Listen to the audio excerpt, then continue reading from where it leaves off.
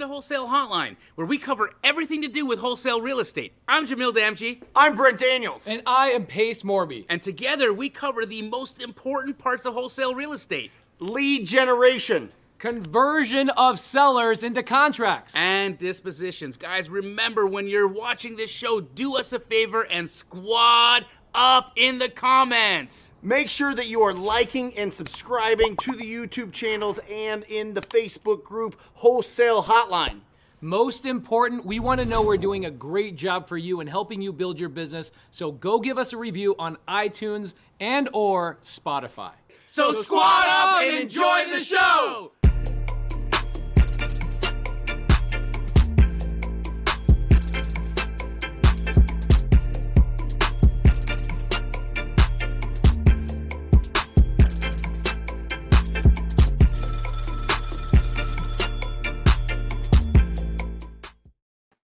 Here we go. Wholesale Hotline number 144. I am one of three hosts. My name is Brent Daniels, Mr. TTP, Mr. Talk to People. Pace and Jamil are running a few minutes late, so I'm going to start out with a little bit of mindset to get us started on this beautiful Monday evening. All right, I wanted you to think about this. I want you to think about two words: failure quotient. It's kind of a strange word, quotient, but let me read this. This is from an incredible book. It's a very thin book. It's about, 100 pages, maybe less. It's called Go for No, and I think that this is very appropriate when we're talking about what scripts to use in our business, what scripts to use to be able to build rock-solid skills in this business. Because the fact is this: good markets, bad markets, doesn't matter. If you have skills, you make it. Good situation, bad situation. If you have skills, you make it. All right? But it just depends on what is your failure quotient. How many times are you willing to fail? Let me read this to you and see if this makes sense. Each of us has our own personal failure quotient. In other words, how many times is a person willing to fail before succeeding? How many times are they willing to get knocked down and then get back up, knowing that they are almost certain to get knocked down again? Have we been there? Yep, I bet. How much failure can they endure on the road to success? Perhaps the single most important factor that determines if a person will achieve everything they want in life or simply settle for crumbs is their failure quotient. And I bring that up because I think this is really fun.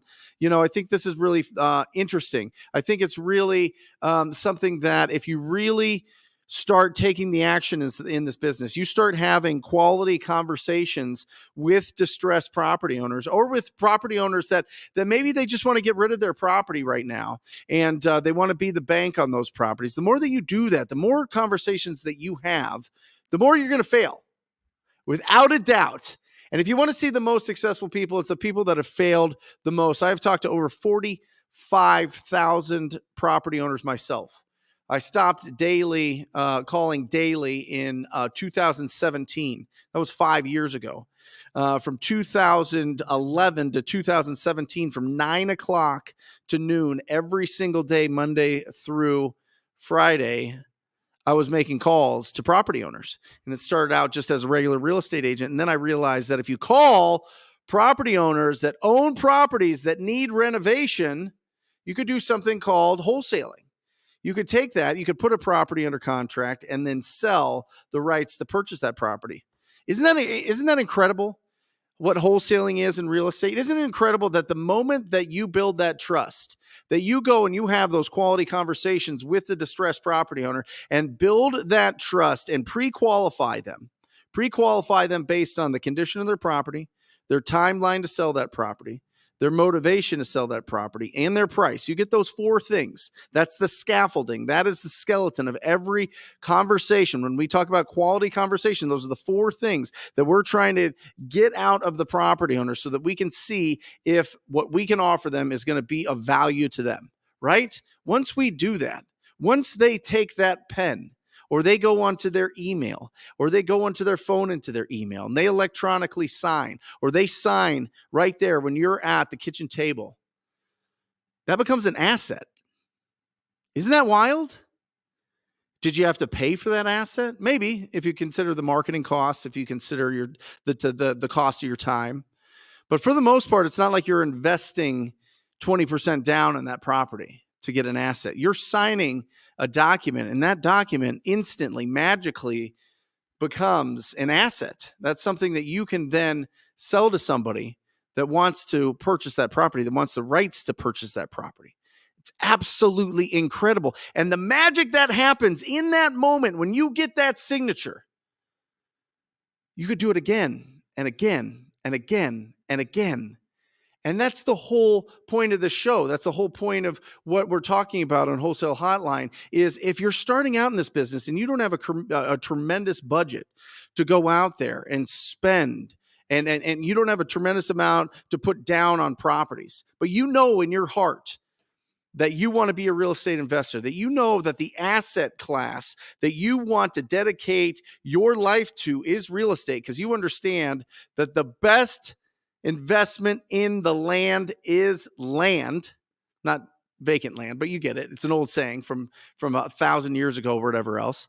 But you understand, you read Rich Dad Poor Dad, you understand the power that you get when you're a real estate investor and you're going after it, but you don't have the funds, you don't have the experience, you don't have the backing, you don't have anything, but that you could go out today and you could go out into the streets and find a distressed property. It's just those ugly properties out there. And you can go and you can have the tools to be able to pull all the information about how long that person has owned that property, what their phone number is.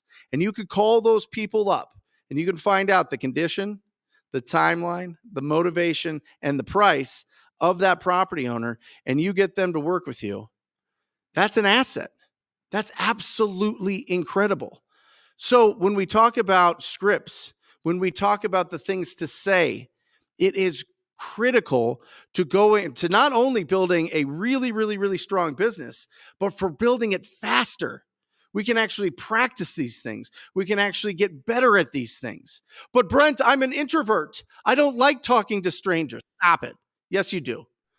You do. I don't believe it. You can do it. Hey, Pace, I'm on a little bit of a rant here. I want to hear it. Keep going. All right.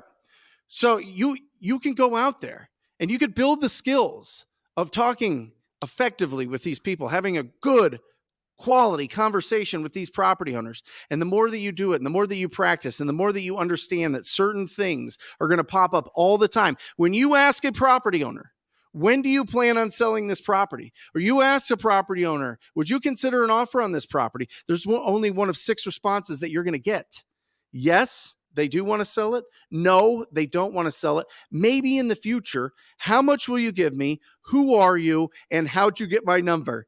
That's when you pick up the phone and talk to somebody. That's the only responses. And if you're talking face to face, there's only 5 responses because they're not going to ask you how they got their number. So you learn how to respond to every single one of those responses, and you feel bulletproof. You feel like a gunslinger walking through the saloon doors.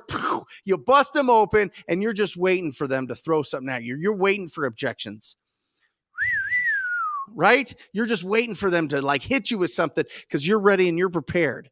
Because you've got the skills, you've got the talent. And guess what? Once you get to that point when you're really good and you're locking up those deals and you're closing $30,000 3 straight months in a row, then you start hiring people and you start bringing people in and you start building the team. There's a great video that Pace has on his YouTube channel with Grant Cardone. He says that the team has to be there. The team has to believe in you. The team has to be fully behind what you are doing in your business. And when you can bring a group of people together on one common goal to go out there and really serve this community, your community, and help the people that have these distressed properties, you are unstoppable.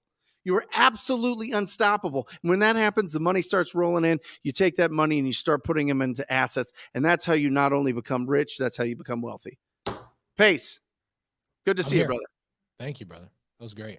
Come on in. Sorry I was late, dude. I was at an appointment with an agent, which I rarely go on appointments, but this was a really good one. I'm glad I went. Sub 2 deal. Okay. Yep. Seller listed the property in April for $499. Yep. They move out because they're like, we're confident this house is going to sell. $499 list price, April to May, May to June, June to July, July to August, August, September, September to October, October to November, 7 months Yep. of this seller making payments on a house they moved out of. Mm-hmm. This is so absolutely common right now. Welcome, welcome, welcome to the new normal, guys. Yep.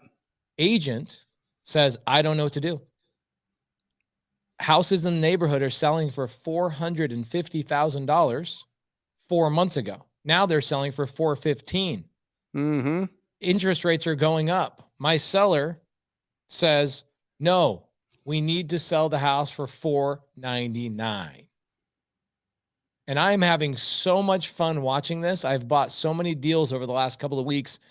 I'm now wholesaling a little bit more sub twos than I used to because I can't handle all the sub two deals that are coming to me right now. It is so common. Wholesale, wholesale, wholesale. This deal, I'm sitting here listening to the logic of what's going on in the marketplace right now. There are sellers that are just so emotionally tied to the last 2 years Yep. of being convinced their houses are worth whatever it is. And so I told her today, this is what I said. And by the way, I'm now going to a lot more seller appointments just because I want to record myself there.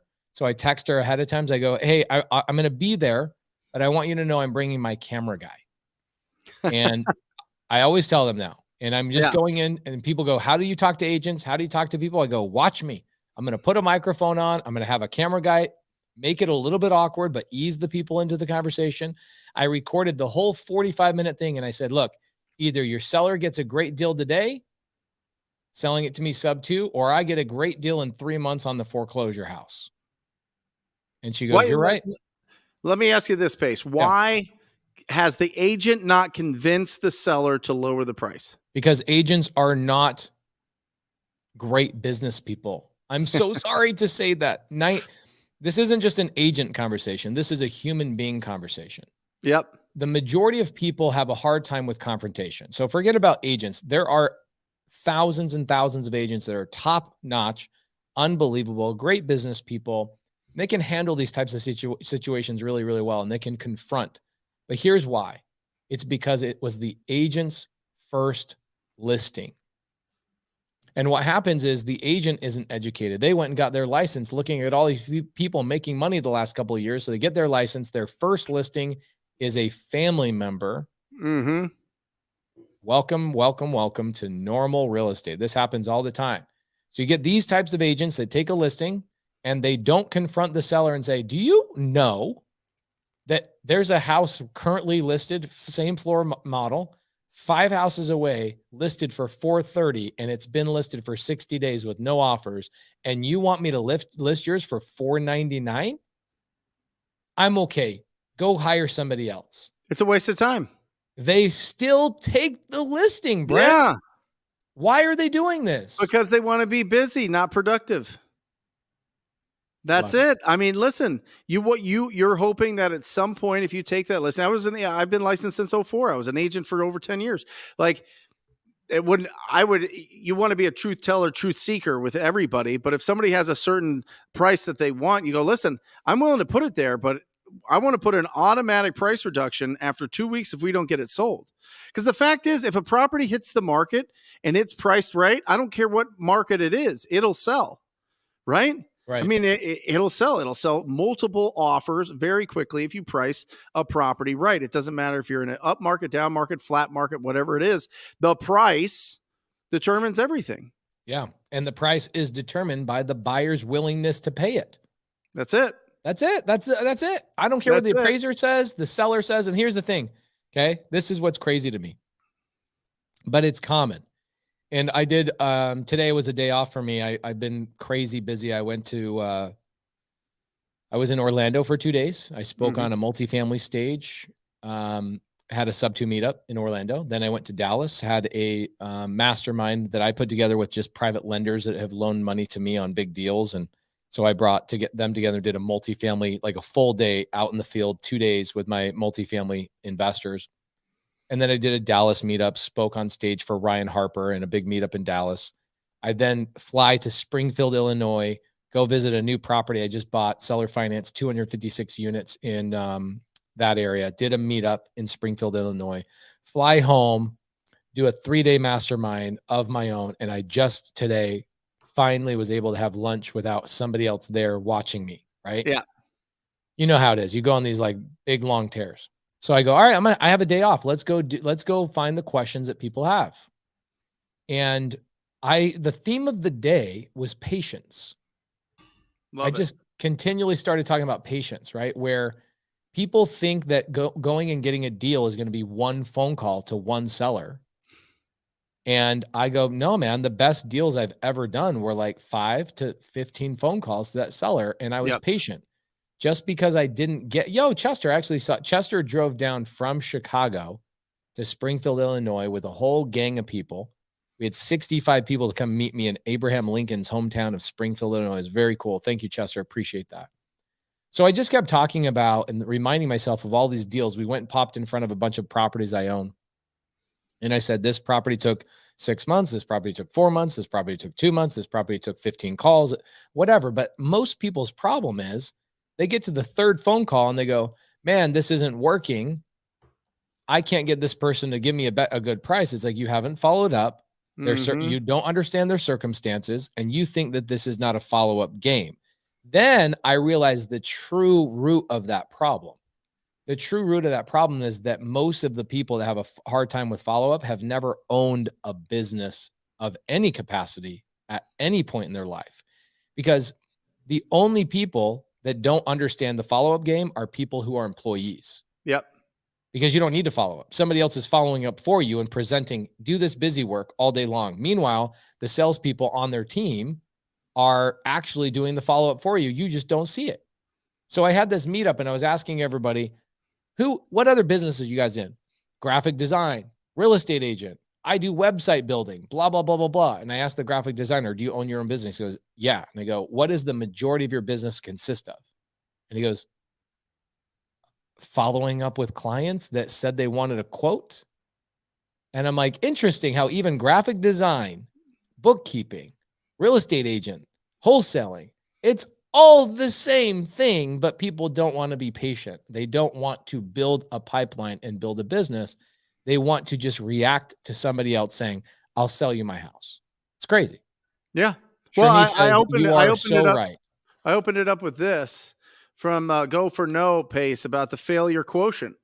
The failure quotient. How many times can you fail and keep getting up and keep doing the same thing over and over and over and over and keep improving and keep going and keep pushing? And I think people, the biggest fear of lead follow-up, Pace, is they'll tell me they don't want to sell anymore. And then I don't have a lead. Then I have to start all the way back at the beginning and go find that lead, right? And oh my gosh, but if I don't ever talk to them, I can keep in my mind that they could do business with me at some point. Yeah. Right. Or I'm only going to work with laydowns. I'm only going to work with people that are like, come over to my house right now and we're going to get a deal done, which is very rare.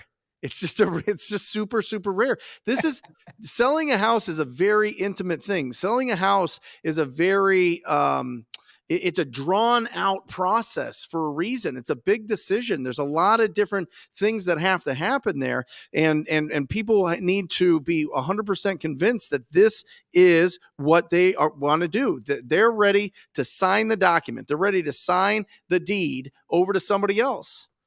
And because of that, we need to build actual relationships with people. We need to listen to them. We need to see if what we can provide actually makes sense to them. Because if it doesn't, we provide no value. We're just spinning our wheels anyway.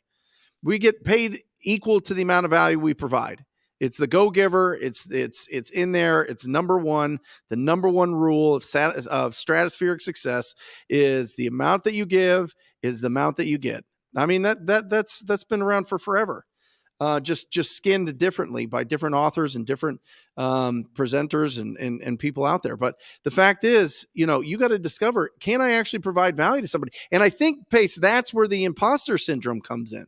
I think that's where the fears come in, is can I actually provide value to this person? Because I just watched Wholesale Hotline and they told me I need to find the condition, timeline, motivation, and price of and when I'm talking to the owner of this rundown vacant house down the street, and I just don't feel like I'm providing any value. I feel like I'm just going out there and doing my best to try to talk to him, but I don't know what to do at that point. That's why you need people that have done it. That's why you don't just walk out into the desert and just go, well, I'm going to just see what happens. You take a guide, you go with you, you know where you go. You look at a map, you understand, is there a trail? Is there not a trail? There's a trail for this business. There's a trail for this business. I'm telling you, you don't have to go out alone. You don't. And I'm not talking about paid mentorships. That's the next step up. You could find somebody local in your market that is starting at the same place as you are. And you just try to figure it out, right? Maybe a few steps, not at the same place, a few steps ahead, right? A few steps ahead of where you're at so that they can help you out. And it goes a lot faster. This is good. So a couple of things. Nicholas says, I've been following up with one lead for 2 years. I didn't know how to make it happen until I joined Sub 2. I bet that I get that under contract this month. So that's a big deal. So like people like Chester Texan, right? So Chester's in Chicago. You'll see him make comments in the side chat talking about, I'm in Illinois. I can help you close. By the way, Chester put his cell phone in here. He's helped a lot of people do a lot of deals. He's in the Illinois market. Here's his phone number, 630-400-7471. He's amazing. He's been a leader for a long time, been consistent, shows up. He's somebody that's been in the business, can show you the ropes. If you can't join a mentorship, go do deals with a guy like Chester. He's unfreaking believable. It's exactly what Brent was just saying. Now, Travis Banks asks a great question. How do you know when to stop following up? Do you have a guideline for this, a one sheet, or here's 5 reasons why a seller should not be followed up with? What are your thoughts on this, Brent? Yeah, it depends on what the initial conversation was. You know what I mean? Like some people, and Pace, you know this, some people are just like, oh, I saw this house. It's a lead. Well, that's not a lead, right? You need to actually have some sort of dialogue with them. So once you have a dialogue with them and they ghost you, do everything possible to try to bring them back into your world. And listen, the fact is this, 80% of follow-up takes 30 seconds. Let's call it a minute. Because you're going to call, they're not going to answer, and then you're going to leave a voicemail and you're going to text. And you do that once. So 1 minute per lead, right? How many leads do you have? I mean, we keep leads in there forever until they tell us until they sell the property. They tell us absolutely no way we'll do business with you. We're not going to try to force things. And we don't want to work with people that don't have a good energy, a good vibration that we want to work with. Right. But, yeah, we'll keep them in forever. We'll keep them in as long as we can because the lead follow-up doesn't take that much effort. I mean, Pace, we have people in our database that we've been following up with for 7 years. And we talk to them every once in a while, and they're kind of like here and there, and then we move on. We throw different skills at them, right? We start throwing some creative finance skills. We start throwing just cash skill. We start throwing all these other, why don't you list it? Well, you've got a great agent. You could do this, right? Why don't we do a novation? We could try this. We could partner on this thing and I'll fix it up. I'll put the money into the property. We'll fix it up and sell it. A lot of different options there. So yeah, we had back in the day when I first met you, my wife was doing all my follow-up for me. Okay. Mm-hmm. Actually, let me fix that. I was doing all my follow-up until my wife realized she should be doing my follow-up because I wasn't doing my follow-up. Okay. So my wife, I was getting mostly postcard inbound calls, easiest type of lead, most expensive type of lead, right? So you pay what you get for what you pay what you pay for what you get, and what we were getting were very expensive. Every time somebody called me cost $1,000 for a phone call. All right. And I would only get 20, 30 phone calls an entire month. And it was really interesting. My wife, I would go on the appointments just like I went on an appointment today. Dude, I never go on appointments. I miss it, but I'm doing it right now just to teach people, let me show you how to do these appointments. Let me show you how to do these right. Let me show you the follow-up. Let me show you how to do all this stuff. Anyway, I would come home and I would say, all right, I'll follow up with that person in a couple of weeks, whatever, right? And I was so busy working on the low hanging fruit that people would call me today and I go out to the next appointment that I wasn't doing my follow-up. So one day my wife comes into my business. She goes, do you mind if I do some of the follow-up? I'm really curious, like what's happening with all the leads that you're not closing? Because I see you doing, 2 or 3 deals a month out of those 20 leads. My wife's awesome. And so she goes back through, she compares the leads from last month, the month before, the month before. She basically goes back 4 months and she compares those leads to the MLS. And she says, oh, these ones have not sold yet. These ones have sold. These ones sold on the market through an agent. So they were never a good opportunity for you in the first place. So that's good. And she would make notes. She'd say, this person ended up selling on the market at this price that you would have never offered for.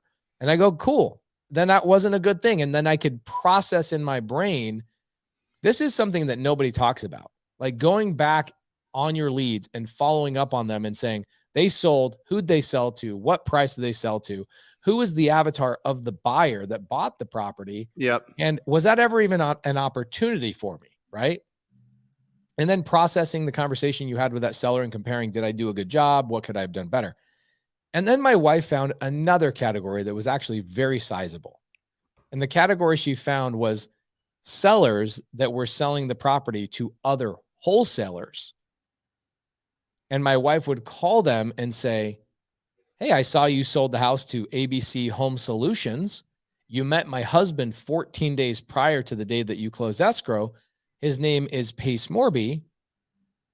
I'm just wondering, what could he have done better in the appointment to have bought this property? I see that our number was actually really close. And in some ways, my offer was higher than what they closed for 14, 15, 45 days ago or later. And it was either one of two things. One of two things. Okay. Number one, he never followed up. Yeah. He never followed up. He told us he'd call, or he didn't call, or whatever. Or he only followed up twice and we told him that we needed a couple months to make a decision and we only heard from him 2 times. Mm-hmm. Both of them were that I wasn't following up. People weren't ready. And Brent, you've been in the business longer than me, and you know that these people have very unique, interesting stories every time they go, well, I was waiting for my job offer to come in. I didn't know if it was going to be today, in 30 days from now. I was waiting for a deployment from the U.S. Army. I was waiting for a raise. I was waiting for this. My husband and I were going through a divorce. I was waiting for the bankruptcy attorney to give us this and release that. And here we are as wholesalers, just running around the orchard looking for all the low-hanging fruit or the trash that's just the apples that have already fallen on the ground. And we're complaining that we can't reach the apples. Guys, the way to reach the apples up there is to grab the ladder of follow-up. And every time you step up one more ladder rung on that ladder of follow-up, you get to the higher, better apples. Yep. Okay. Use the ladder, the follow-up ladder. Make sure you get deeper and deeper into that follow-up.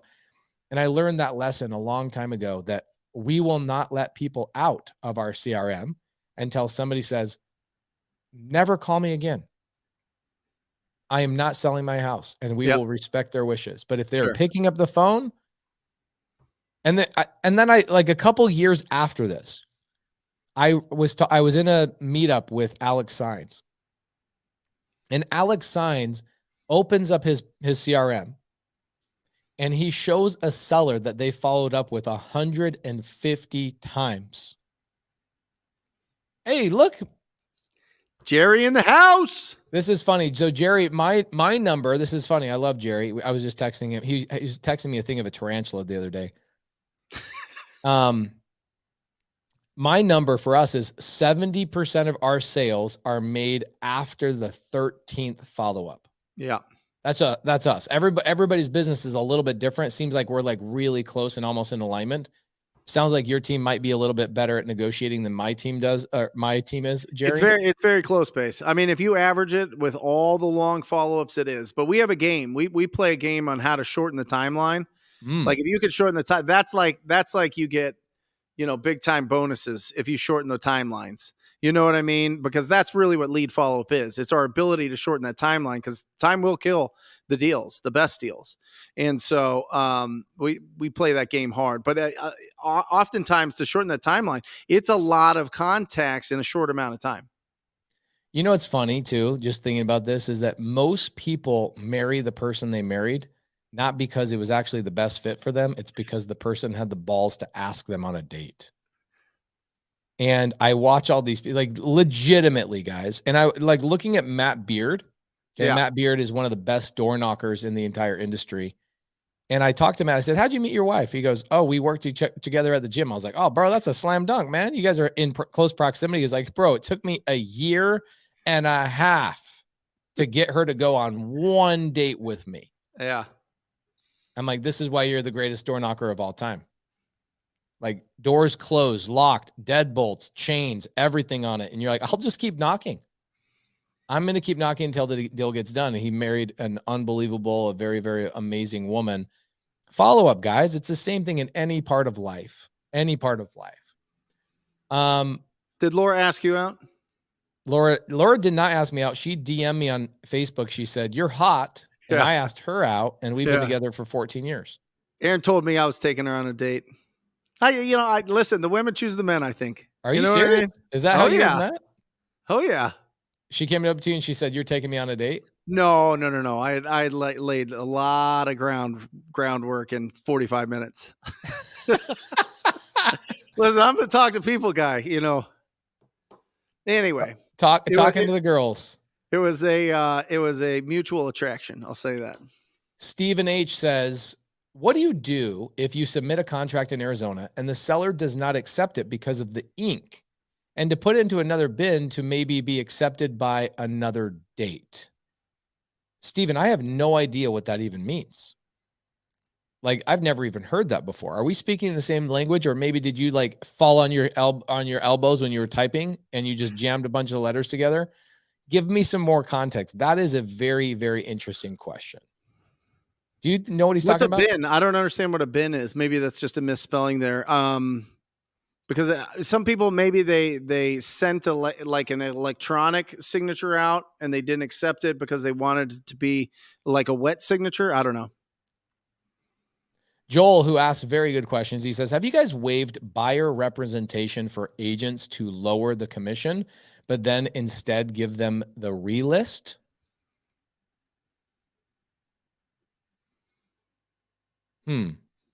I think it's so what I used to do as an agent when I was like a hybrid wholesaler agent, is I would give a little bit of a discount to the buyer if I get the ability to list it. Now, when I think where he's at, Pace, is like if an agent is representing a cash buyer, they don't want to earn anything on the purchase because they're going to get the listing on the back end, and that happens very often. Okay. They don't get paid on the buy side. They get paid on the listing side. But usually the strongest agents get paid both ways. So one thing we've been doing lately, I've got 3 sub-2 deals that I'm acquiring this week, like closing escrow. On all 3 of these deals, I have spoken to the agent's broker. They are releasing their listing agreement with the seller, and we are paying them a consulting agreement instead of them a listing agreement. And I was kind of thinking that Joel is maybe heading that direction. The brokers all agreed, we can't sell the house. We've had the house listed for 5 months. We're not going to be able to help them out. This is good. A distressed listing agent is much different. Why isn't Jerry just come on here? Jerry, we got an opening, bud. Jerry, I'm going to text you the link. If you want to come on here, we'd love to have you on here, brother. I'm going to text you a link real quick. We'd love Jamil's out for the day. We're going to be on here for about an hour. By the way, guys, the podcast features all 4 of us, Pace, Jamil, Jerry, and myself, Wholesale Hotline at all of your favorite podcast providers. And it's growing. It's fantastic. I think that you'll get a tremendous value from all of these guys. A show comes out. We do a podcast every single day. And Abreu, a shout out to Abreu, who is our podcast editor there, does a very good job of making sure that we are putting out the most latest and greatest on that podcast. So it's absolutely incredible. So this is an interesting thing. So I used to have submit a deal to me on pacemorby.com. Did it break? Honestly, Overuse?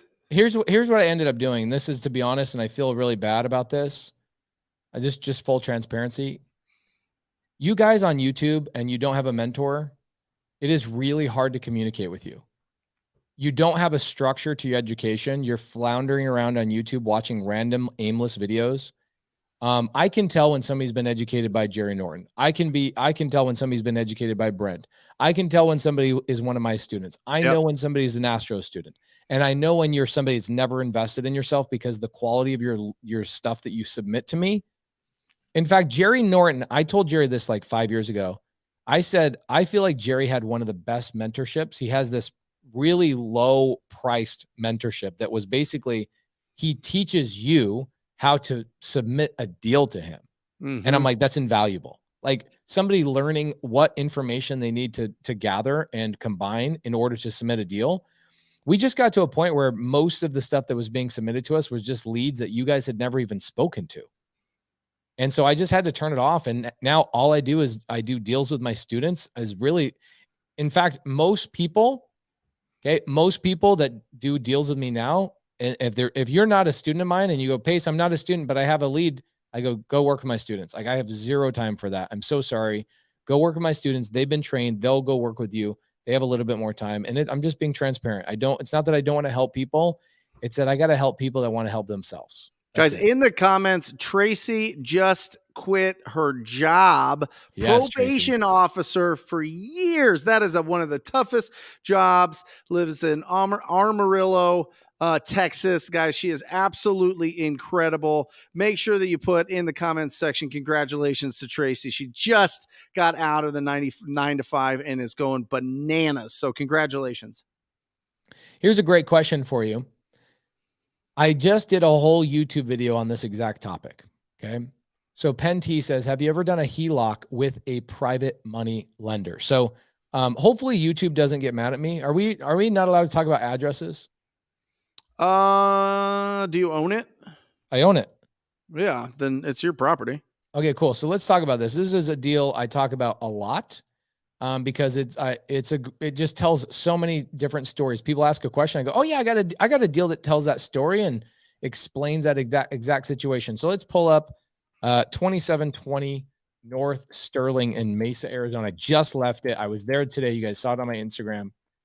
Look, I bought this house in 2019, so about 3 years ago. And I bought it for $372,788. What I currently owe on the property right now is about $340.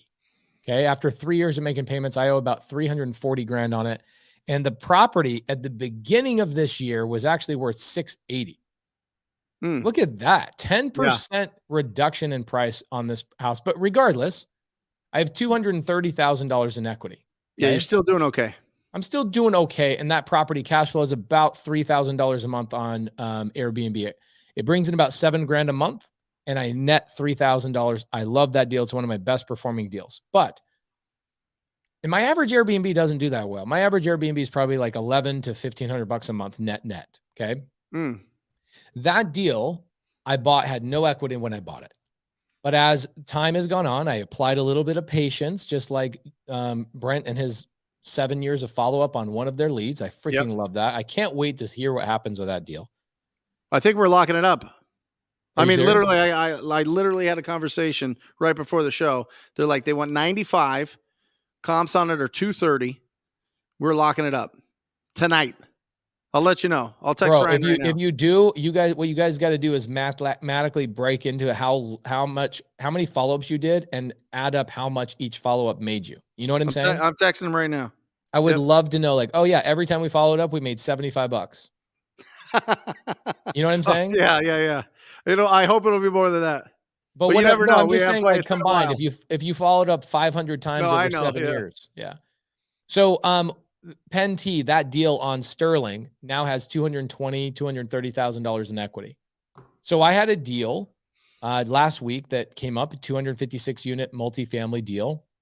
And I'm actually doing that deal with Tim Bratz. He's going to be my operator on it, so I don't have to operate that asset. It's too big of an asset for my team to currently handle it. So I brought in the big boys.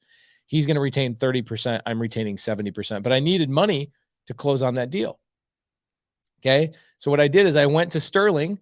I called up one of my private money lenders and I said, hey, will you loan me money against Sterling so I can go take the cash you loan me and go buy a multifamily? So the answer is yes. I use my personal properties, all my houses, as like a personal piggy bank. And we put essentially a home equity line of credit with private money on it.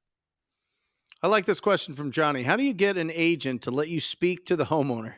Trying to see if we can work something out with the bank to lower the arrears with the permission of the homeowner. Now, the reason they hire them is so that they don't have to speak with you, Johnny. But I think, and I've done it before, I've done it plenty of times, where you can go and present, like literally, I want to sit down with you, agent there, seller there, and I want to present how I can help you out here, or whatever you want to say, whatever dialogue you want to put in there. But that would be probably the most appropriate. What do you think, Pace? Yeah, I like that. For me in the creative finance world, it's very easy to get an agent to let me talk to the homeowner because the agent doesn't know anything about it at all.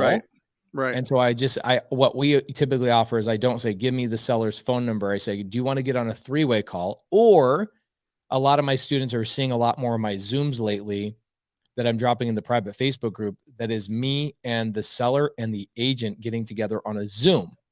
And what does that do? It's very non-threatening to the agent. The agent goes, okay, Pace is not going to get my seller's phone number and call them directly. I'm going to coordinate a Zoom together. We can all get to know each other, and Pace isn't going to be all wiling out. And here's what I tell the agent. I tell the agent, hey, I would love to do a Zoom so I can show you the paperwork that coincides with creative finance. And it's my way to show people my mannerisms, show people who I really am, because you can only do so much on a phone call. It's my way to make sure that people show up. It's my way to actually then create content for my students to get a true education. And it is also my way to educate the agent. And finally, I do want to show them the paperwork live and scroll through and go, here's what you're going to see. Here's what you're going to see, so that I don't have that conversation of, hey, give us a couple of days to review the paperwork. Right. So I love getting people just on Zoom. Awesome. Ooh, this is a great question. Great Alan question. says, how can I do business ethically but not lose opportunities? There's times when I don't contract a buyer because I'm not 100% sure I can assign it for a certain price. But yeah. Yeah, this is a great question. Alan's local here, Pace. I'm sure you know Alan. He comes to the meetups, and he was at Keighley the other day when we were doing the Nightmare in Deal Street. This is a great question because I think it's something that we run into a lot. I think that whenever it's a tight deal and you feel unsure, I always rely, and it's something that Pace does a lot with Keighley and with Jamil, is talk to your buyer. Get it pre-approved, like really talk to them and say, hey, listen, I can get it to you at this price. Does that make sense?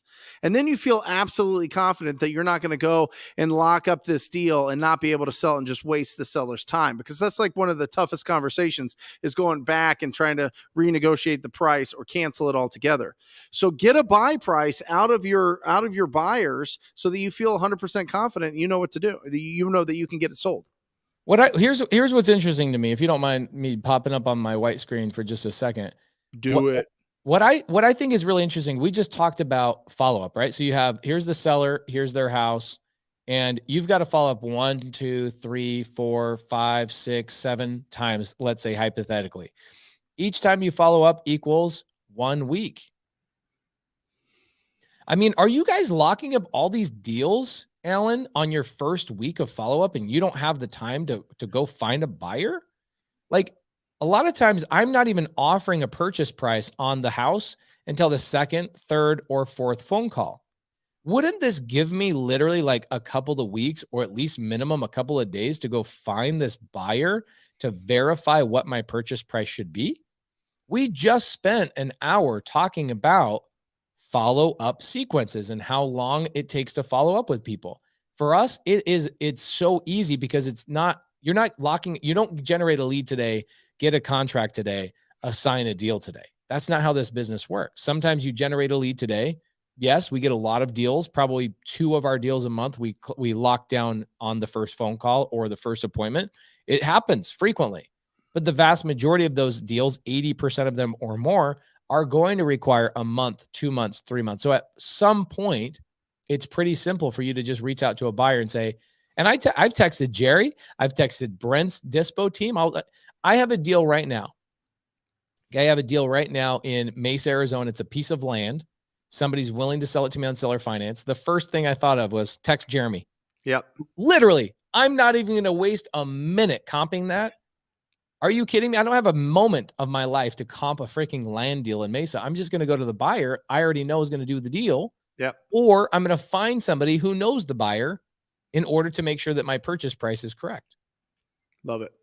Travis says, I just viewed a house today where I wrote out for an agent how a sub-2 hybrid works. She wants me to make an offer so we can get it done. I got my confidence from Pace and his leaders. What's a sub-2 hybrid? I'll give you a good example. I got a deal right now. This is the deal I just left, actually. The deal is this. The seller has a property. Wow, my computer needs to be restarted. What the heck? So I've got a deal. Seller wants that $499, right? Yep. Okay, well, that's a problem because the market is going to show that he has $430 is really the ARV. Yeah. Okay, that's a pretty big difference. This guy's not going to sell this house, right? That's a problem for him.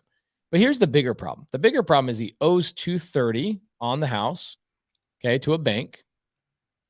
And he's thinking in his mind, I want all this equity, this big difference between $230 and $430. He wants $200,000 in cash, so he's looking to sell his house. Got it.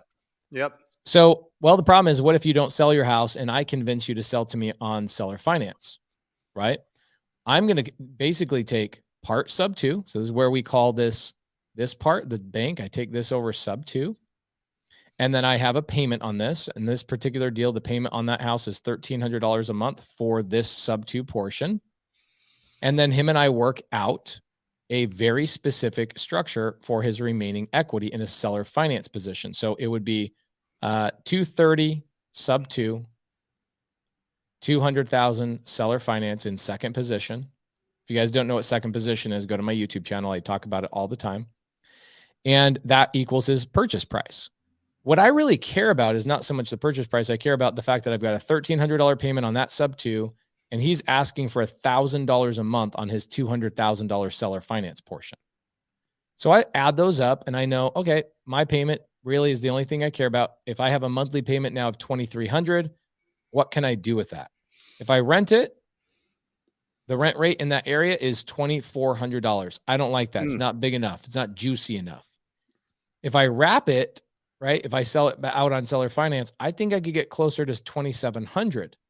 If I do sober living, I think I could get $3,400 on sober living.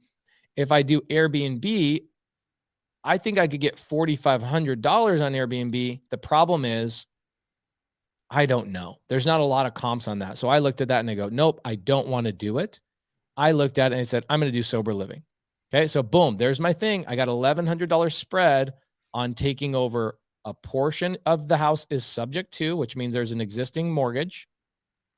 And the other portion of it is seller finance. And that is why we call it a hybrid. Part one thing and part the other. Hybrid. Awesome. Yeah, look at this question, Pace. Can you have buyers on standby before you even start marketing?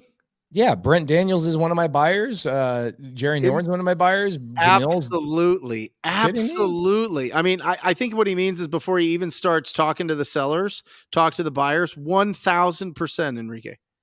1,000%. This is forever. It was taught that you get your cash buyers first, you get your customers first, and then you go out and talk to the distressed property owners. We've had a wonderful ramp up of a seller's market where we didn't have to do that. You could put it out and anybody breathing would want to buy that property. But now it's different. 90%. This isn't just hyperbole. This is facts. This is the stats. 90% of the cash buyers evaporated. They're holding steady, or they got caught in a flip in a market that is decreasing. There you go. And so, talk to the people that are left. There was a whole video we did for Wholesale Hotline. It was a couple months ago. We talked about, should I find cash buyers first or should I start marketing to sellers? And we didn't have an argument, but we had a discord about if I'm Pace today and I'm Jamil today and I'm Brent today, Yep. I should just go market to sellers because I know what the hell I'm talking about. I know how to comp properties. I'm confident. If I'm brand new, I think you should go find 3 or 4 buyers first and have a conversation and say, hey, I'm looking to go start wholesaling. I need 4 or 5 people to verify my numbers as I'm negotiating. Are you somebody that's been doing business for a long enough time I could rely on your help? And for me, I would do that first thing before I even call a single seller. Because you're going to screw up. You're going to go call a seller, negotiate a thing, get a contract, and then you're going to DM Pace and say, Pace, I screwed up. I over contracted this house $100,000. I'm like, what did your buyer say? Oh, I don't have a buyer yet. If you're brand new, I suggest you go find a buyer before you do that. 100%. Well, it gives you confidence, Pace, because then you're going out and you know that you've got money backing you. If you don't have money backing you and you get into a residential real estate purchase contract without the ability to close on it, that is fraud. You can't do that.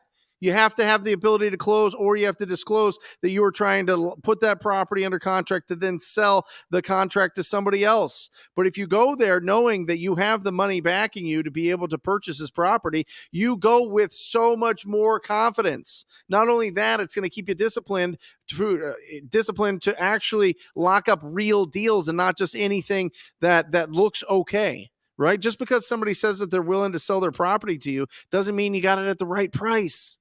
Like, have some guidance. There are so many people that will help you. It is an unlimited supply of people that will help you. There are 600 people on this right now that could squat up and help. Like, on Pace's Sunday service call, there's over 1,000. Like, just connect with people. On my Wednesday show, there's hundreds of people that you can connect with and really, find out where they live, find out what they're doing, get some eyes on it.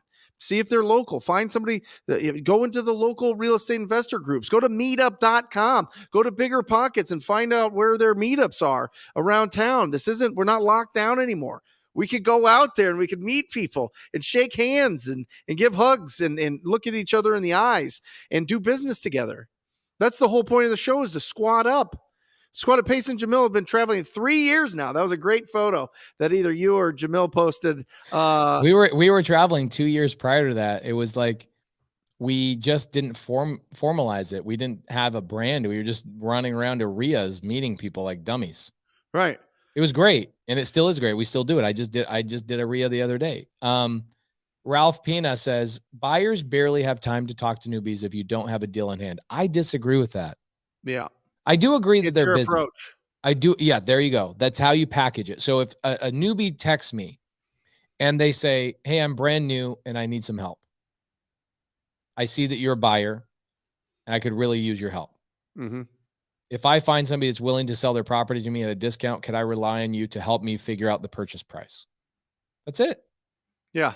I am a maniac. I am proactive. I am calling people all day. I'm knocking doors all day. I'm scouring everywhere for the best deals. When I come across a great deal, can I bring it to you? Javier says, can someone... You need one, right? You need one to verify your thing. Like, people have learned apprenticeships since the beginning of time, whether you were a stonemason or cutting hairs or making swords. Or how about a doctor that leaves medical school and still has to do 4 years of apprenticeship?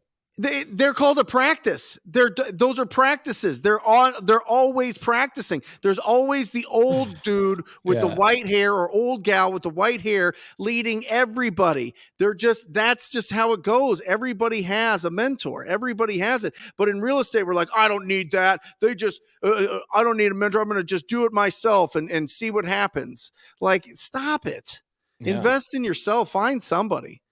Find somebody that's going to help you out. I mean, whether it's something that's like a paid thing or whether it's just somebody that lives down the street from you, find somebody. And if they're not consistent with you or whatever else, find another person. If you really, really, really, really want it, your failure quotient will be off the charts. And the people that could fail the most win. It's the absolute fact. Yeah, that's true. That's very true. I'm a failure. For sure. Okay, so we've got people in Vegas asking, can you find somebody in Vegas for me? I sure can. Let me open up a very awesome contact that I actually met through Brent Daniels. His name is Colby Wheeler. That's it. I was gonna say it. I was gonna.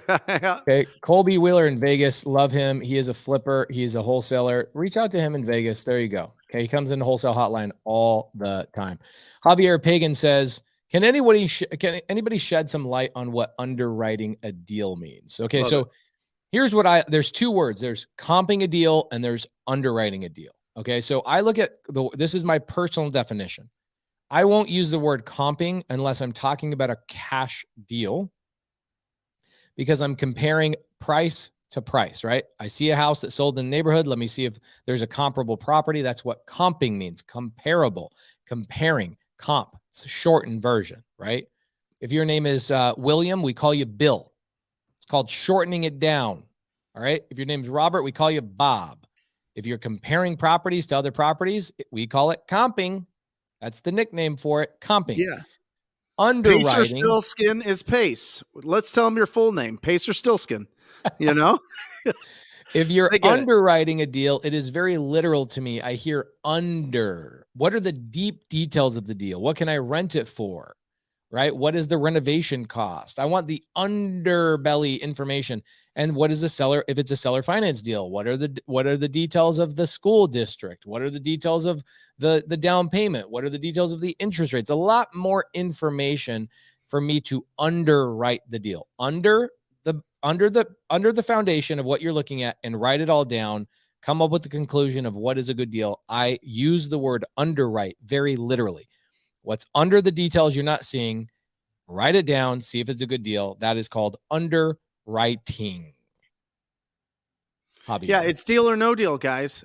I mean, that's the biggest part. That's really an incredible skill, is recognizing potential in the leads that you have. The people that have told you, yes, we want to sell this property. Okay, great. What is the potential? That's the levels to this game. If there's a white belt, the white belt is just like, okay, a cash offer. And then you go yellow and purple and all these brown and black and all these belts that you put on is different things. Different. You look at a property and you're like, okay, great. I can do something creative here. I could do a novation. I can refer this to an agent. I could do a development here. I can rezone this and do something else, right? That's the underwriting. And the more that you do, the more that you comp the properties, the more you understand, is this deal or no deal? But you don't have to do it alone. Squat up with somebody that's done it. Squat up with somebody that can check your work, because it's deal or no deal is the toughest part as we get started. And then how big of a deal it is the second part. And that's where the magic of squatting up and finding people that can really help you out is. It's huge. Never do it alone. That's right, Joel. Never do it alone. It's interesting. I had a conversation with somebody today. I go, what's interesting? I've never made $1 in my life without another human being involved. Nope. I wonder if it's physically impossible for me to make another $1 without another human being involved. Yet we want to do things on our own. So it's a receipt of service. That's all money is a receipt of service. So What are you going to do? Serve yourself? Interesting. Right. Interesting. Here's a good one. Kings. Hey guys, any strategies for dealing with a probate lead where one of the heirs is conserved? Like, are we talking about like conserved as in frozen? I think it's like a frozen person. Yeah. Are they in a cryo chamber? Yeah, I think it's the whole Walt Disney head thing or whatever. Okay. I don't know what that means, Kings. I think conservative. They're holding back. They're frigid. Yeah, sure. Here's the last time I did I personally was involved in a probate situation. It was a lead from Rylas Dana. And I always act busier than I am. Okay. When I'm talking to sellers, that's one of my strategies. I'm always busier than I really am. So, what does that mean, Pace? What does that mean? I'll tell you exactly what it means. Okay. This is what I tell sellers. I go, hey, I've got time for a quick 3-minute call. This is in lead follow-up, or do you have it under contract? This is my first initial contact with a seller. If it's a lead from a probate attorney. Yep. It's a referral from a probate attorney. I tell the seller, I go, hey, I've got time for a quick 3-minute call. I'm walking into a meeting. And they go, I'm sorry, I can't get on the phone for 45 minutes. I go, no problem. I think I can get on the phone in an hour and a half. I could be laying naked, chilling, and I'm going to always act busier than I am, right? Act aloof, disconnected. Don't act like you're chasing them, okay? Be the fish, not the cat, okay? And so I'm trying to swim away, not trying to catch the fish, if that makes sense. So last time I was on this, I had 6 errors on one phone call. This is what I told her. I said, here's the thing. She goes, so, Ryla's got us together, blah, blah, blah. I've got 6 errors. I go, perfect. I'm about to walk into another meeting. When can we get all 6 errors on a phone call? And she's like, well, I'm the decision maker. I go, totally get that. But here's what's going to happen. I've only got so much money to spend, and I'd love to buy your guys' house, but I have to make a decision in the next week or so. So how can we get everybody on the same call instead of you? And she goes, I guess I'll try and do that. Sends me a text 45 minutes later, got everybody on the phone call the next day, closed everybody. Okay. When you have people isolated, it means you're not acting busy enough. You're chasing one person. You just say, how do we get everybody on the one call? Okay. That's one tip that has helped me multiple times.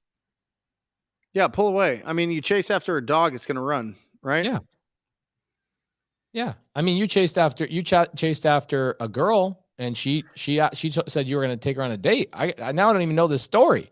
How did I not know this story? Yeah, but I did the pull away. I left. Oh, I met her at her on her birthday and in a pool party, shredded. This is years ago. Oh, you're still shredded. Shred City, did gym tan laundry that day. Okay. Met her at the pool, chatted up, bounced to go to another event, came back. It was her birthday, came back, and it was like, boo. She said if I wouldn't have left, it probably wouldn't have. No. I guarantee you that actually laid down the groundwork. For sure.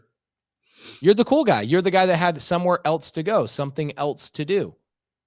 This is the problem with a lot of people calling their sellers. Is they're like, hey, I'm having a hard time with my sellers. Like, yeah, because you're not expressing urgency, right? There's a reason why people line up to buy Kanye West shoes when he drops them, is because he creates urgency.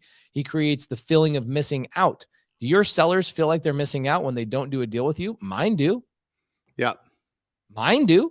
In fact, what happens is when I call the sellers for my students tonight, if you guys are a sub 2 student, I have a newbie Zoom in 28 minutes. Our Monday night, I do new student Zooms. I think I have a seller I'm going to be calling tonight to work out a deal. And every single time, here's what happens.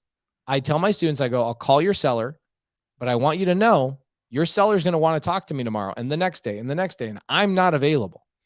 And they go, no problem. I'll let them know that this is the one time you're going to get on the phone call. So I've already created urgency. This is the only time this guy's getting on the phone call with you. And then I tell the seller, I go, hey, you and I might not ever talk ever again. Totally get that. What can we accomplish in this phone call? I travel a lot. I'm in the air a lot. This might not be able to happen again. And they're immediately like focused in on trying to create a solution in their brain, instead of in their mind. With all you guys, they're like, I'm going to talk to this guy 8 more times. This guy's going to call me 8 more times. Yep. Dude, I could literally be going on vacation and all I have is time, but I'm going to tell a seller that every time. Hey, might not be able to get on the phone with you for another week or so. And then what happens is, if I don't close the deal right there, they're calling my students saying, when can I get Pace on the phone? When can I get Pace on the phone? And then my students are reaching out to me and they go, dude, I need you to get back on the phone. I go, I told you, I'm not doing your follow-up. I created the urgency for you. You got to go close the deal. And you should have taken note the whole time that you should have been creating urgency. Don't make me create urgency. You need to create urgency. Okay. Always. Yep. Yeah. Tracy, she says, always be leaving all the time. Classic. And next, right. You shouldn't have to create the deal. We're deal finders, not deal creators. And that's not saying you can't be creative. Don't get that twisted. You can't, if somebody doesn't want to sell a property, you're not going to convince them. So stop. It was that was like one of the biggest lessons that punched me right in the face. Was we're deal finders, not deal creators. So you have to talk to enough people to find the deals. Yeah. Yep. Tracy, I like that. Always be leaving. That somebody should write a business book about that. Always be leaving. How to create urgency in the modern sales environment. ABL, the ABL method. I like it. Tasty. Okay. Here he is, clarifying if you get to it, conserved as in court oversight due to lack of mental capacity. Okay, so here's the challenge to that. Here's what you end up having to have legal things get really hairy. You don't want to hear this, Kings. Go generate some more leads, my guy. Yep. Follow up with this the best you can, but go generate more leads. The best way. Here's 3 of the greatest sales strategies of all time. Okay, here they are. Number 1, generate more leads. Because when you have more leads than you know what to do with, you do number 2, which is create urgency all the time. Mm-hmm. And number 3, your greatest friend in a sales strategy is father time, which is patience. Okay. Sometimes the longer it goes for some people. And what I mean by that is I don't mean touch them today and then don't call them for a month. You got to follow up and understand that there is a process for follow-up. It's sometimes not even about what you say. Sometimes it is truly about the seller's not ready. Have you ever had a seller goes, no, Brent, I'm really not quite ready. I need to make a decision in the next 2 or 3 weeks, blah, blah, blah, blah, blah, blah, blah. And they were not lying to you. Yeah. You guys got to be polite. Make the sellers want to hang out with you. Make them your friends. Today, I asked one of my sellers, Debbie, who sold 2 houses to me on 0% seller finance, 0% down. I asked her to my TV premiere. Come hang out. I bought the house from her 7 months ago.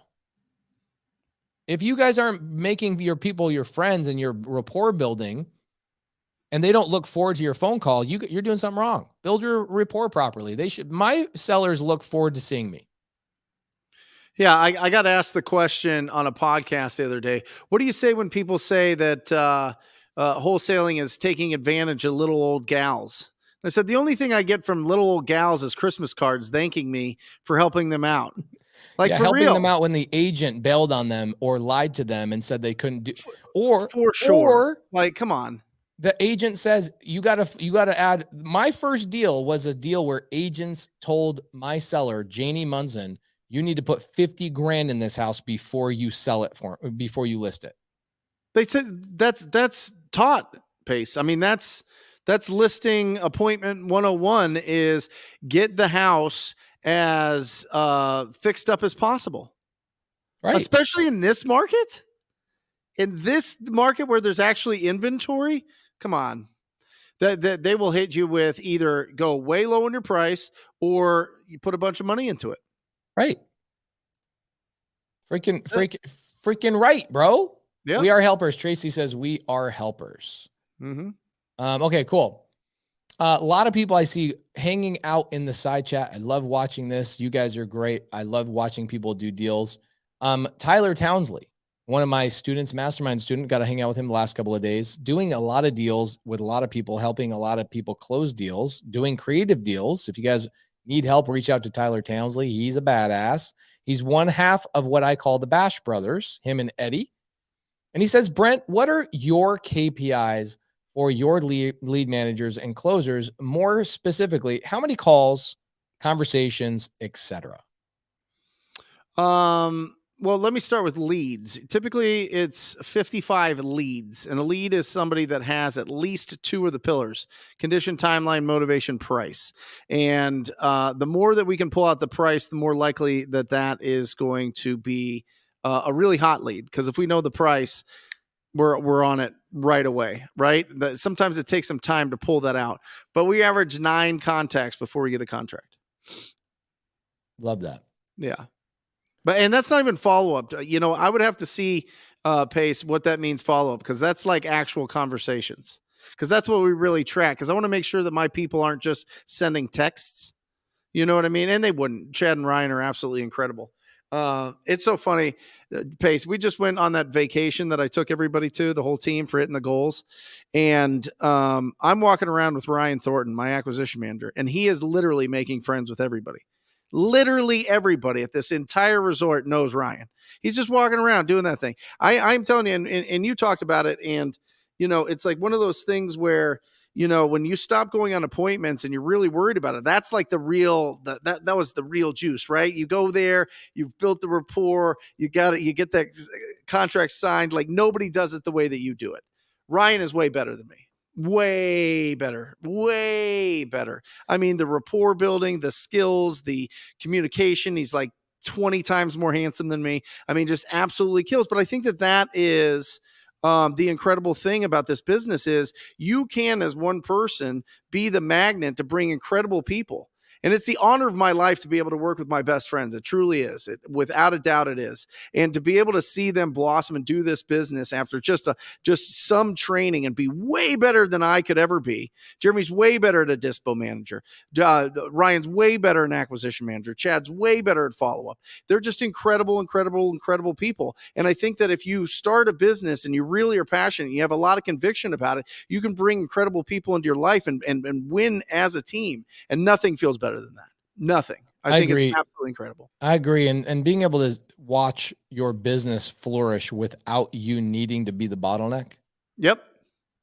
Welcome to being in a business instead of a hobby. Yeah. And then the business is a servant to you and you not it. You know what I mean? You could stay out in the field and be Nolan Ryan and throw heaters until you're 46 years old. But at some point you gotta lay down the cleats and the gloves and you gotta go into the owner's box.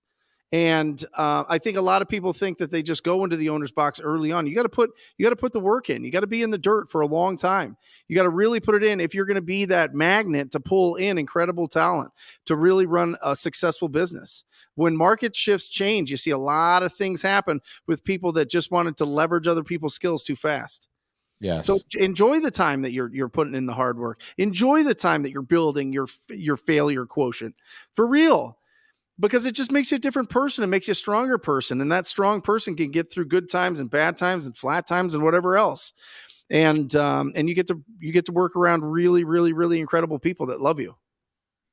Sam Kemp says, I have a seller, 5 kids, out of money, wants to sell me his property that's wrapped up in a court case before the court case.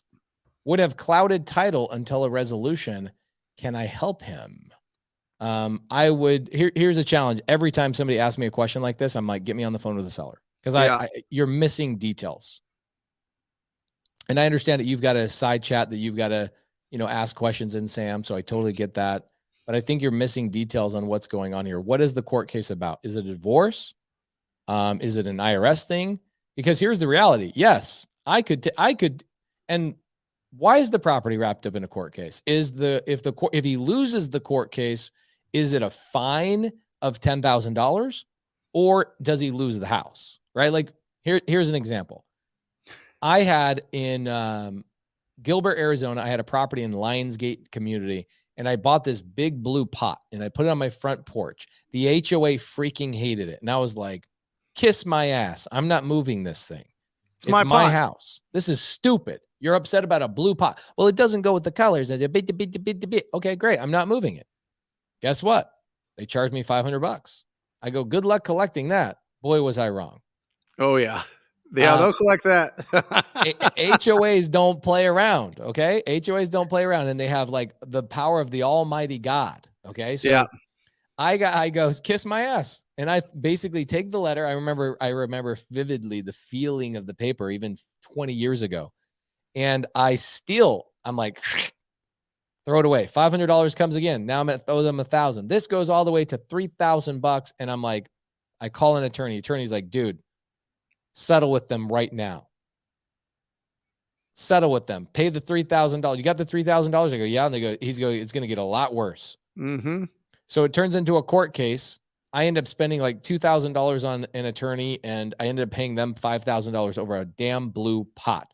Yeah. So the answer is, if it's an HOA lawsuit, then yeah, you could buy the house on agreement for sale, create a finance called an executory contract. Go to my YouTube channel, type in executory contract. You can buy a property without anybody even knowing you own it. If that's the risk. But if the risk is this guy hits somebody in the middle of the street, they're suing him, he doesn't have insurance, so they're going after his personal property and his house is tied up in a lawsuit, then stay away from the deal. But you're not giving me enough information, or you haven't asked enough questions. Ellington Ian, great name. I'm 16 years old and want to start wholesaling. I have a business started with an LLC. What is my next step? find ugly houses and then talk to the owners. I was in Brent Daniels' office today. Guys, I had to go to the bathroom so bad. Here's full transparency. I was in Biltmore area. I was filming a video. And I'm like, oh my gosh, I have to go to the bathroom so bad. I've been traveling, you know, my whole system is all messed up. Okay, sorry guys. If you're eating dinner right now, don't judge me. And I'm like, holy moly, I need to find a bathroom. So I run to McDonald's with Eric, my video guy, and I run in there and there's 2 homeless people showering out of the toilet water. Mm-hmm. And I'm like, okay, this isn't happening. And I jump in my car, I go, oh my gosh, I realize Brent Daniels' office is literally 2 minutes away. So I zip over to Brent Daniels' office, take care of business. And as I'm walking out of his office, I see this magical sign right by his sink in his kitchen, in his office. And it says, ugly houses, big checks. That's right. And so that's it. You're 16 years old. It's the same game. You want big checks? Find ugly houses. That's how you wholesale. That's it. Find ugly houses. Sometimes an ugly house doesn't mean an ugly house, though. Sometimes it means an ugly situation that the seller's going through and they need your help. Okay. Yep. But that's the start. That's how you start building the momentum. Is you need to build the skills of communication. And at 16, you probably haven't had a tremendous amount of conversations with people about their properties, right? And so just the sooner that you start getting comfortable having conversations and understanding there's a system to be able to see if this is a lead, which is basically just pre-qualifying them based on the condition, timeline, motivation, and price, and actively listening and some other things. But for the most part, that's where you start. And then you get those and you start building on those and you start getting some leads and you start bringing them to people that can help you get them closed, and then you get them done. I love what Tracy said here. There you go, Pace. Perfect. So good. Urban Dictionary for HOA. HOA is a bunch of Karens. Oh, so much. It attracts the Karens. No, of course. I feel bad for my HOA. She's such a nice lady, but she also sucks. She actually, here's the thing. She tries to be nice so she can get into your world and like ask you questions. Yep. So I live in a neighborhood with 10 people live in my neighborhood, right? And maybe it's 9. We have 9 people live in my neighborhood, and we have one person that's in charge of the whole HOA. She lives there? Oh yeah, she lives in the neighborhood. She's one of the 9 houses. Yeah. She, of course, right when you drive into the neighborhood, she's the first house you pass as you come into the neighborhood. She knows everybody, what everybody's doing. She sends out emails every day about whose son said a cuss word at the basketball hoop. I could hear him from the park that he said the cuss word, and I'm just like, delete, delete, delete, delete. When I first moved into my neighborhood, she came over and she asked me, "What do you do for a living?" I was like, "Oh, we're going to be on a TV show and this, that, and the other." So she then would drive around the neighborhood. It's a circled neighborhood.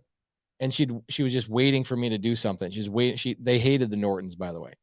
Right? Because the Nortons had 10 kids, and one of Jerry's kids wrote poop on the street in chalk. And they called the police on Jerry's family for writing the word poop in the street with chalk. This is the neighborhood I live in. It's amazing. So we start filming the TV show. We do a scene at my house, and I get a fine from my HOA. Snow Property Management, kiss my ass. So I had to go hire an attorney, and the attorney called the HOA and said, Pace has not done anything wrong. They said he can't work from home. So then my attorney goes, okay, you are required to go and ask what everybody does for a living and prove that nobody else is working from their home before you can find my client. Those complaints stopped really quick. She said you can't work from home. Yeah, you can't work. You can't have gainful employment cannot be done inside your Come home. On. This is during COVID too. It's just like, oh my gosh. Cost me like $1,000 in attorney's calls and whatever else. But sometimes you just got to tell people like, look, you want to swing a bat at me? I got a bigger bat. Yep. So anyway, HOAs do suck. That's Tracy. Thank you. You're funny. It's funny how that works. HOAs are really stupid. They also run buy and sell groups on Facebook. What? I don't know about this. I don't know. What the craziest one is? That Nextdoor app. You want to have a hilarious time? Go in the Nextdoor app and just join it. Just look at any conversation. It is bananas. It is bananas. What is that? The Nextdoor app, it's just people just connecting and complaining. It's like a big HOA. It's wild. Wow. It's wild. Okay, Michelle Rice. I've been calling agents on all those ugly houses and doing my follow-up. They just insist on keeping it too high and I offer novations too. Cool. Michelle, remember, one of the most important aspects of real estate is making sure that patience is part of one of your sets of virtues. Patience and follow-up. Patience and follow-up. Build a relationship. And by the way, when you're calling an agent, even when you don't get a deal, you should have picked up a relationship with that agent along the way. You'll never lose doing agent outreach because you should be developing a relationship and being so polite and professional that they go, man, I want to do more deals with this person. Okay. We had an agent at one of our golden ticket events where the agent came in and actually did cold calling with us.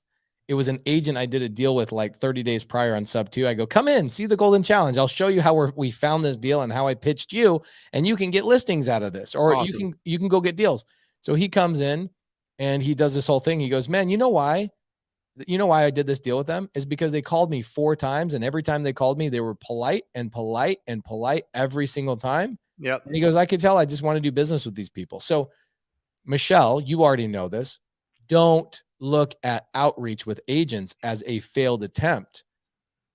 Look at it as a way to build a relationship with the agent that no matter what happens with the deal you're reaching out about, you gained a relationship with that agent for future deals. Yeah, it's really interesting. There's probably none, maybe let's call it 0.0001% of property owners are waiting for us to call them, right? But all of the agents are waiting for us to call them.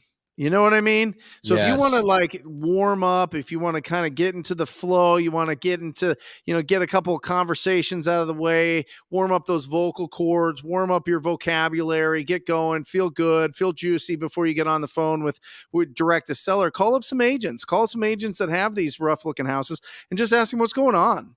Like, what offers have they rejected? Would they consider being the bank on that property? Would they consider taking payments on it?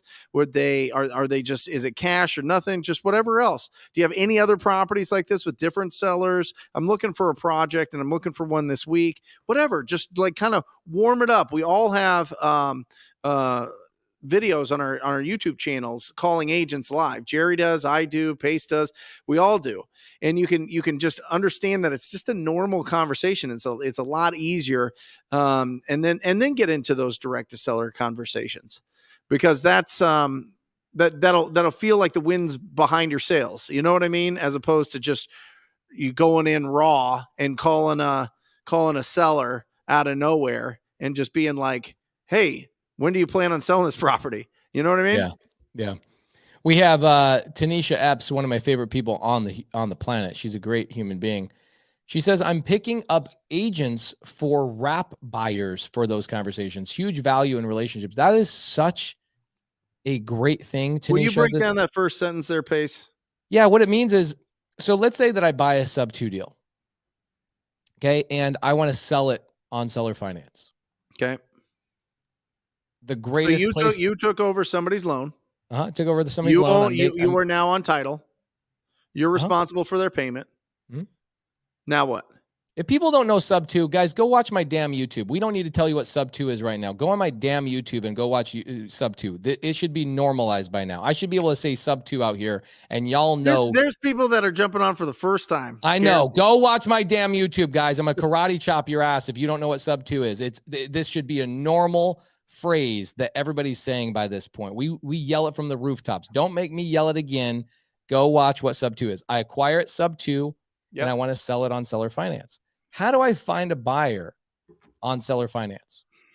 One of the greatest places on the planet Earth is to go to agents in the Hispanic community. Okay. A wrap buyer. It was interesting. In order for me to teach what a wrap is, I realized this the other day. I did an hour and a half live just to teach people in 2 minutes what a wrap is. Okay. And here's why. Because people go, okay, I get what a wrap technically is, but why do people do that? And then I start reversing and I go, oh my gosh, I should have just started with the bare necessities. Do you know what equity is? And most people don't even know what equity is.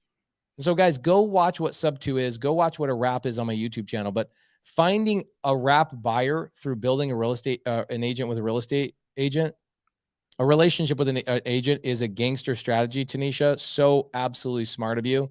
And by the way, if you guys don't know Tanisha, that's who should be teaching you. Go have Tanisha tell you what a wrap buyer is if you don't know her. Okay, Tanisha, put your contact information on your Instagram in the side chat. All right. Yeah, Travis says, Pace, you've been talking so much about wraps this past week. I literally did a 2 hour. He's wrapped out. I'm wrapped out, guys. Like, I'm wrapped talk out. to Tanisha. Just talk to her. I'm done. If you don't know what a wrap is. Yeah, it basically, here's what a wrap is, guys. Here's check this out. I'll break it down 10 seconds. If I go buy a house, doesn't even have to be creative finance. I just go buy a house, okay, for $200,000 and I get a loan on it, right? I go to myinvestorloan.com. I go to Quicken Loans. I go to Chase. I go to Bank of America. I get a $200,000 loan. Did you guys know I can sell a house worth $200,000 for like $300,000? I just allow my buyer to make payments to me. So what I do is I go, here's my $200,000 loan. I add my own loan on top of it. Okay. So 200,000, I create a loan. This is where people don't even understand. People don't think that a normal human being can create a loan.